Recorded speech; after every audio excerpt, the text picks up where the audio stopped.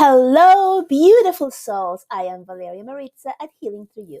I am an infinite being of light, and so are you.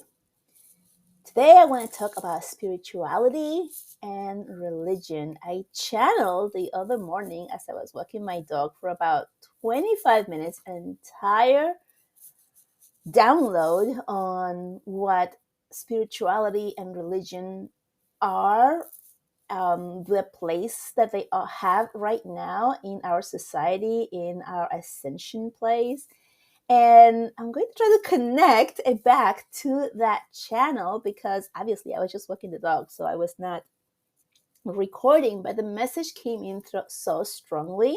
I'm going to connect to my guides and see how this message comes through today because it really feels super important to tune into this and have a greater understanding of what spirituality is, how it's serving us, and also how religion has served us and how that's changing right now.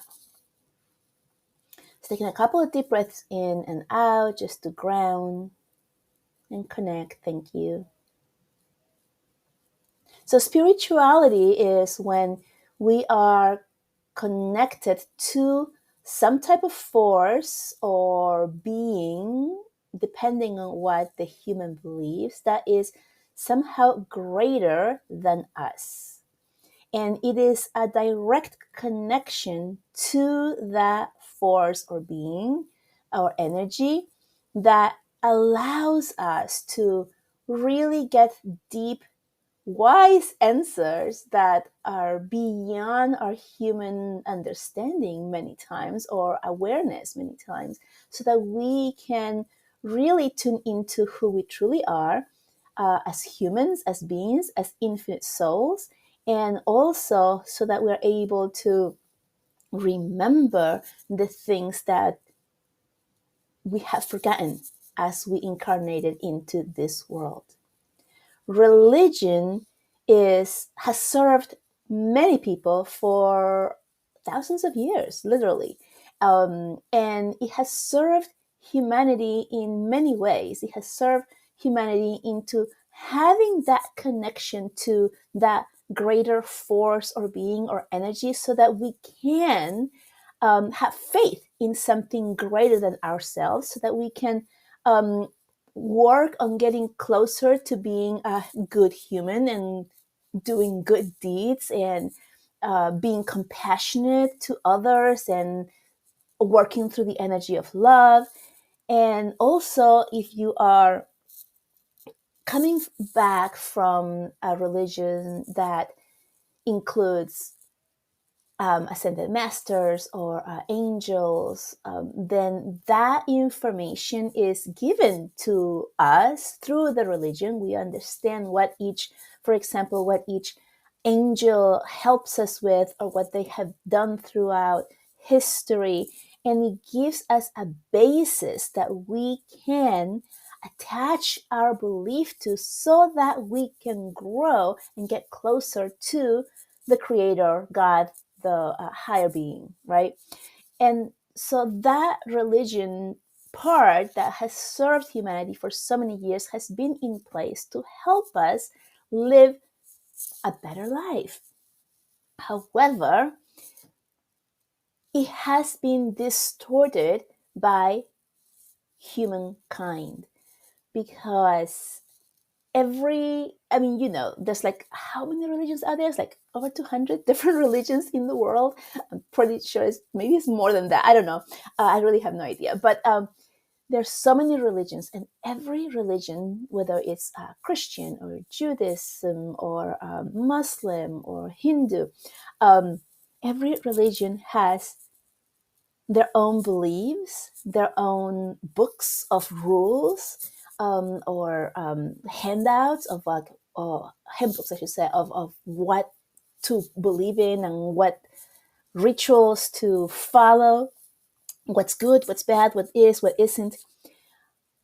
But from each one, there's also like so many other denominations that have branched out, each one of those having some truth of the main or of one, and then going off to this is the different part, and this is the quote unquote better part that makes us stand out from the others, or that makes ours the true religion. So what religion has been doing, um, after it has served us to connect to something that was greater than us, because okay, let me just go back a little bit.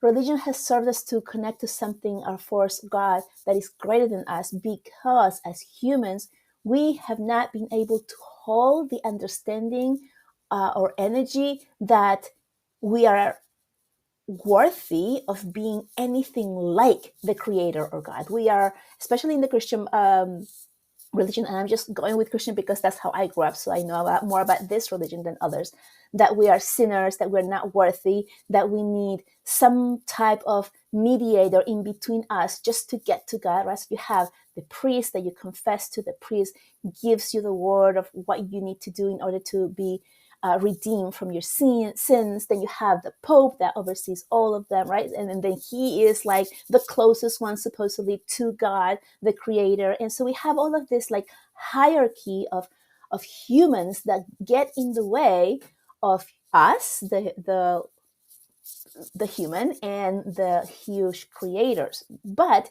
we needed this because we couldn't conceive that we were anywhere close to what God the Creator actually is, which is not true, right? So if you follow, let's say, the Bible, where it says man was created um, in the same what is it? In the likeness of God. Well, if we're created in the likeness of God, then we're created with all of the likeness of God, right?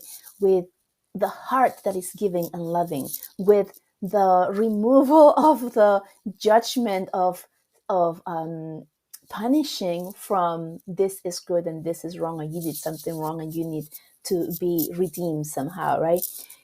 And the books and the religion has taught that no, that's not true. There is bad, there is good, and God gets mad at you when you do the wrong things, and you are not worth it or worthy of speaking to him, her, it, through your own self.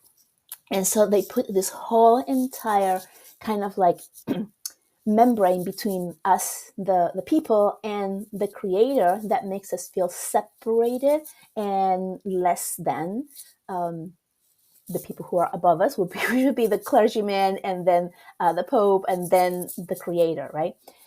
So it has served us because our mind could not perceive anything other than. And so we needed to believe that there is something greater than us, such as an angel, or such as a Pope, or such as a priest, that can help us get closer to divine being who created us. So that's the serving part. But it has been completely distorted throughout the years by mankind, who continue to make separations based on mankind's own perception, understanding of the text that they're reading. And so the further we go from the beginning of religion, which I have no idea when that is, about from the beginning of it, and you can say, oh, that's like for Christianity, it's when Christ came down. Well, perhaps there was something before that, right? People were worshiping other things, and also close to what God was, right? What Jesus was saying, because otherwise they wouldn't have been accepted so holy, right? In what the words that they were hearing.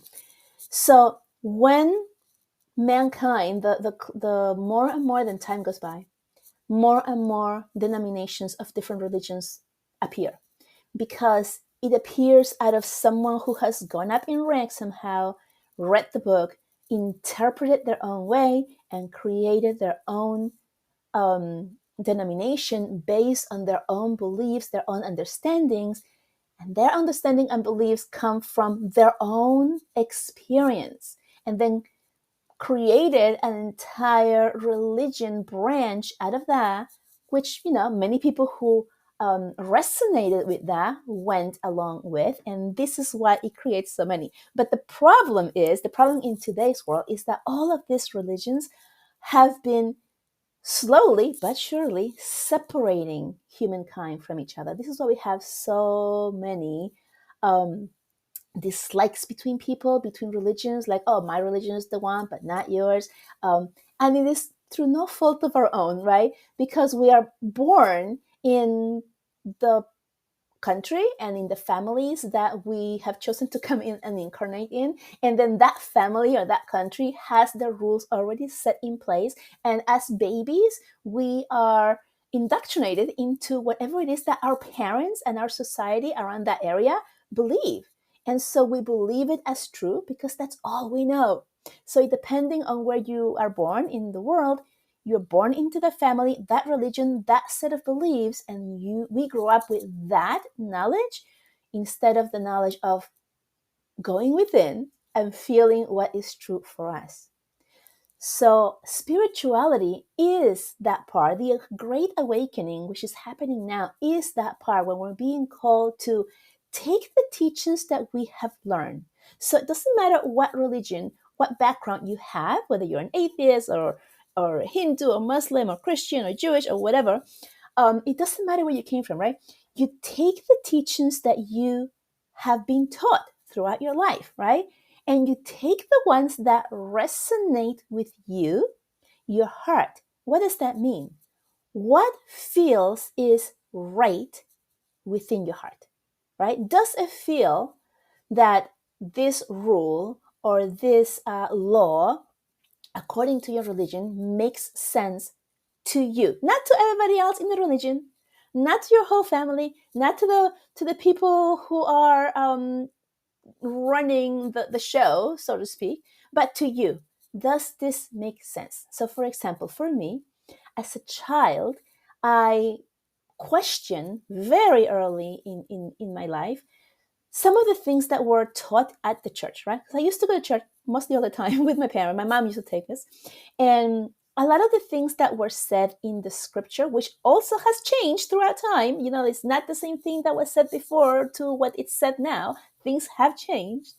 Some of the things that were said didn't resonate with me, and I was a child. So as a child, being really in tune with myself and what I thought was right or wrong, and what felt right to me were things that were just common sense, things that felt that it was the right thing to do, right? Like somebody falls, you don't kick them down, you offer them help to get up. Common sense, right?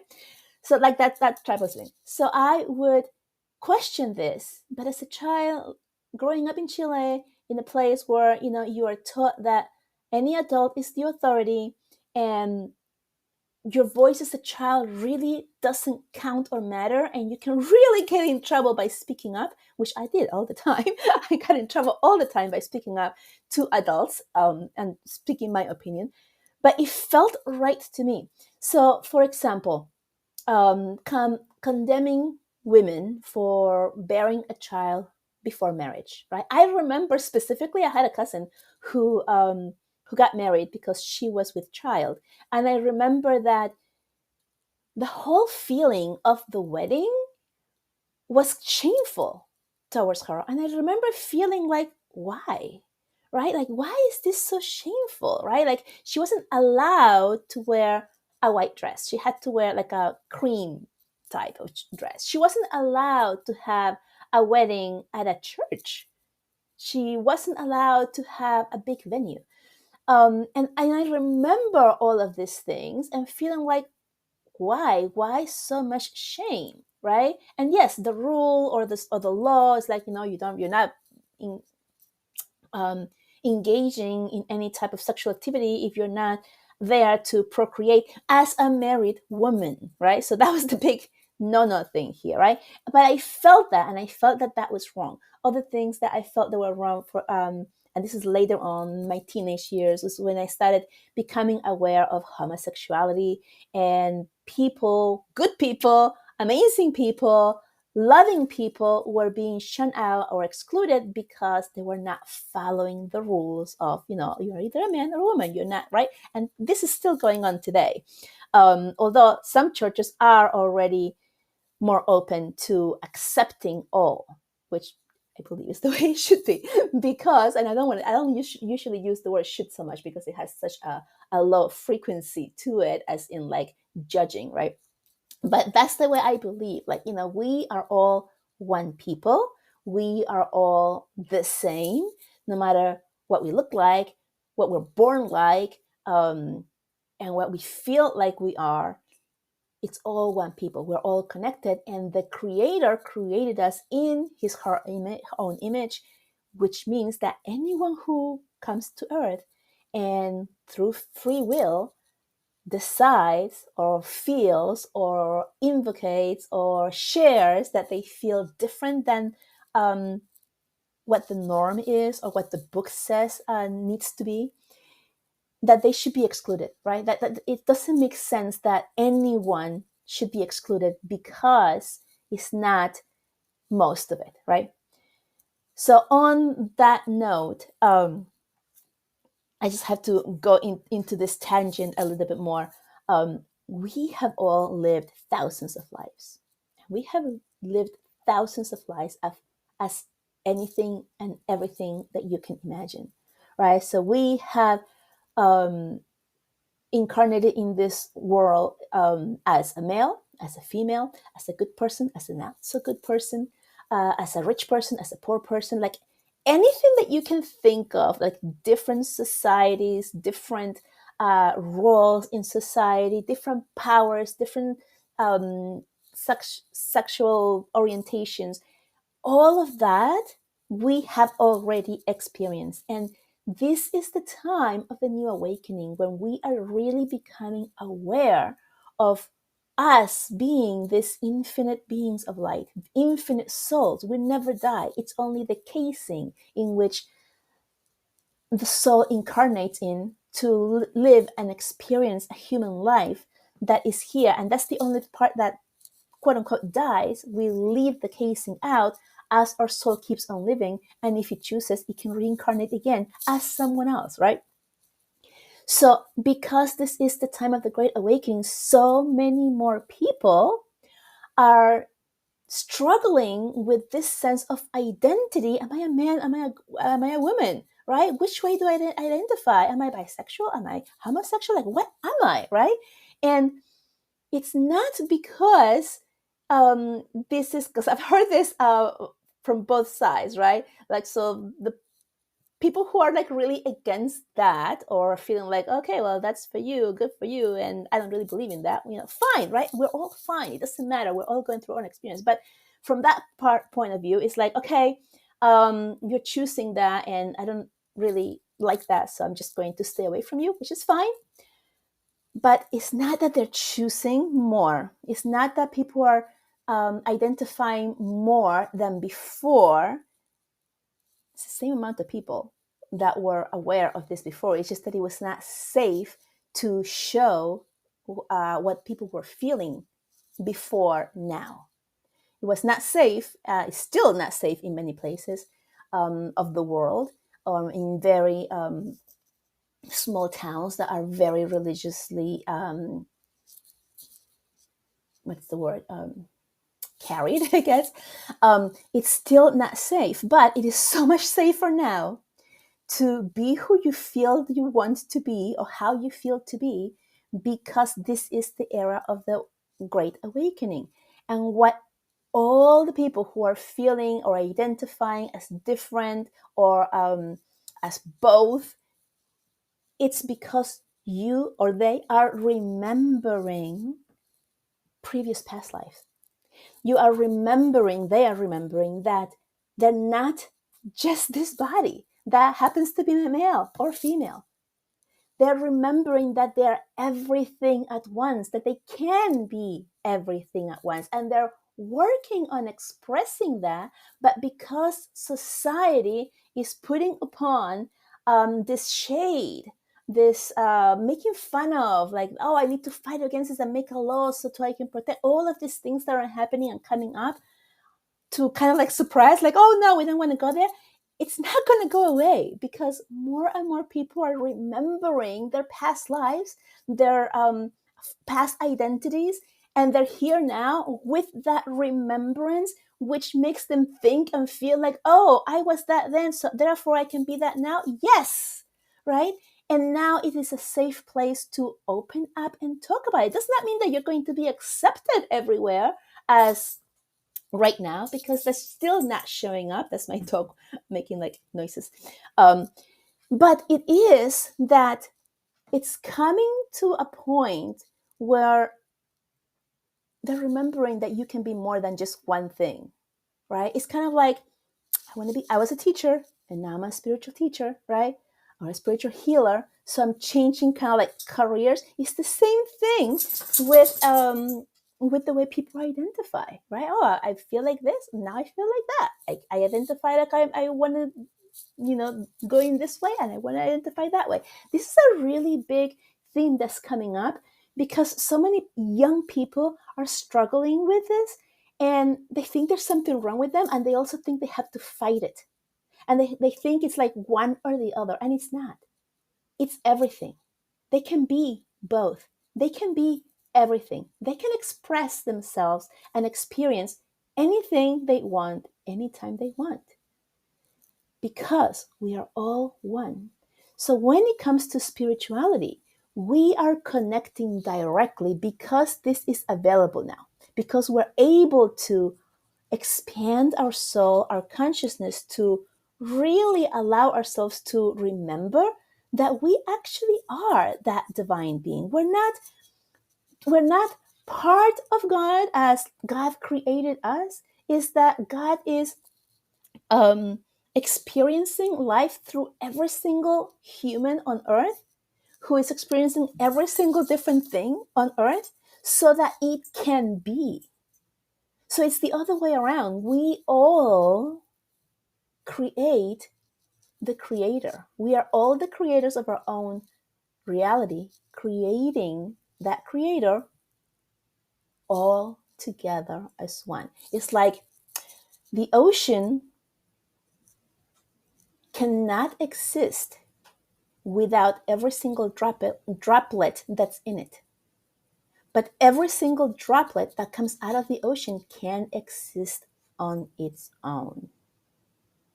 Does that make sense? And that's us. We are each droplet, all sparse all around the world. And when we all come together, we create the ocean, the creator. We are all the creator in our own physical form, experiencing this human life through the limits that human bodies have. When it comes to being spiritual and connecting to your spirituality, you are connecting to your heart chakra, or to your energy center on your heart. The part that is like, that's the bigger brain. That's the one that actually creates things. That's the actually that manifests things. You are connecting to that part, which is able to experience life as it wishes to. And we are able to connect to our higher self, or the collective of everyone else, because we're all one, which is God, the creator. We're able to connect to the entire consciousness of everyone at the same time. And at that point, we are able to receive our messages, which are from our higher self, you can call it, from the creator, from divine light, right? And have that kind of like global point of view, or global understanding, that is so much bigger, because it understands everything and everyone at once, than when we can understand from our human form in which we're experiencing life. I hope this is making sense. Whew, there's a lot there.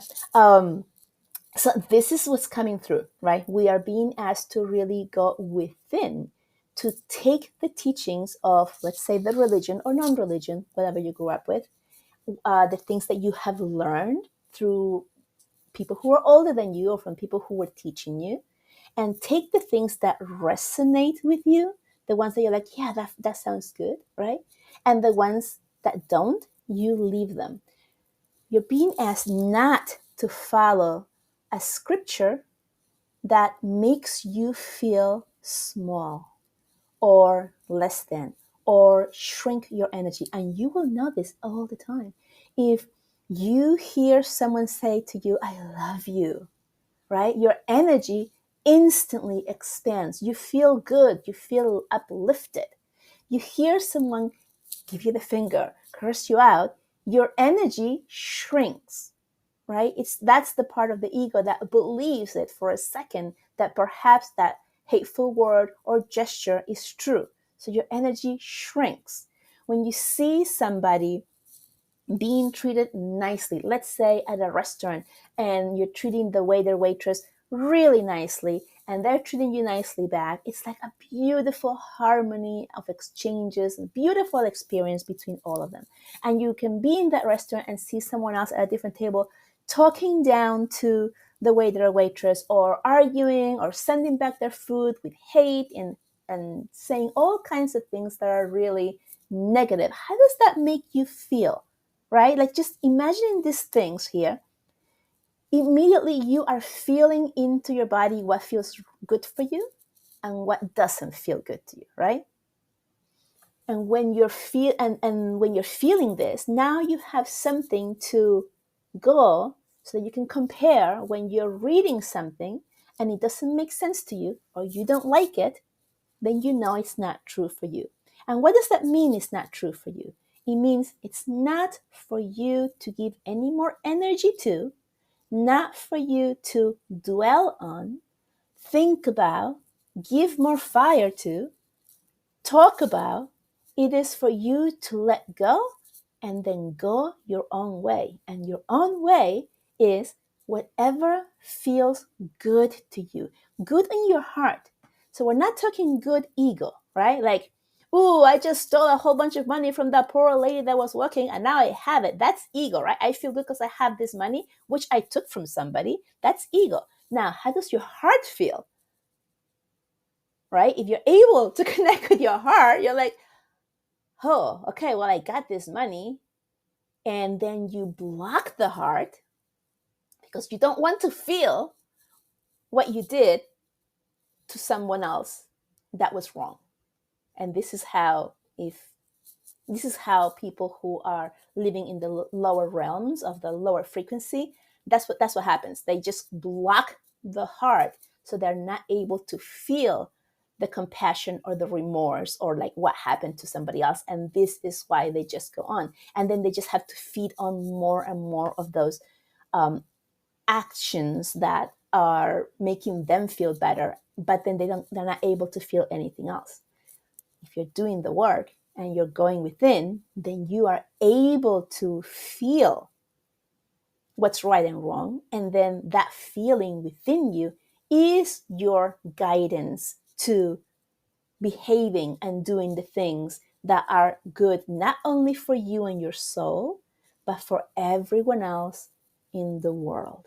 I hope that this has helped you. Please leave a message, like, comment, leave a review. Let me know how it feels. I love you so much, and I will talk to you soon. Bye bye.